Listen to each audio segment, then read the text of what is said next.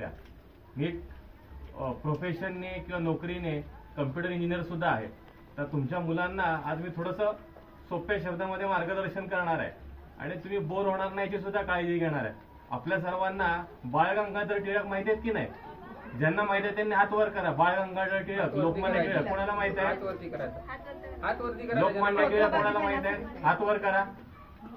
वरती करायचे. घाबरू नका, परीक्षा नाहीये, सहज विचारतोय. माहित आहेत ना? हो तर बोला. माहित आहेत ना? लोकमान्य टिळक.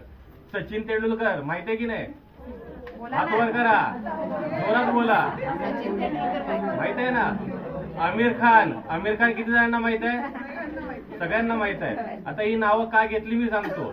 मी ज्या कॉलेजमध्ये शिकवतोय ते कॉलेज कोणी बांधलंय? लोकमान्य टिळकांनी. मी ज्या कॉलेजमध्ये शिकवतो त्या कॉलेजमध्ये माझे विद्यार्थी कोण? सचिन तेंडुलकर. आणि मी ज्या कंपनीमध्ये काम केलो त्या कंपनीमध्ये मला प्रत्यक्ष भेटण्याची संधी मिळाली, ती म्हणजे आमिर खानला.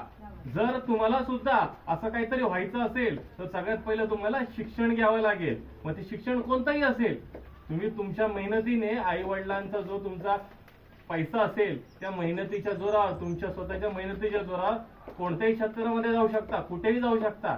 स्काय इज द लिमिट असं इंग्लिश मध्ये वाक्य आहे. म्हणजे काय? कोणत्याही गोष्टीसाठी कोणतीही मर्यादा नाहीये.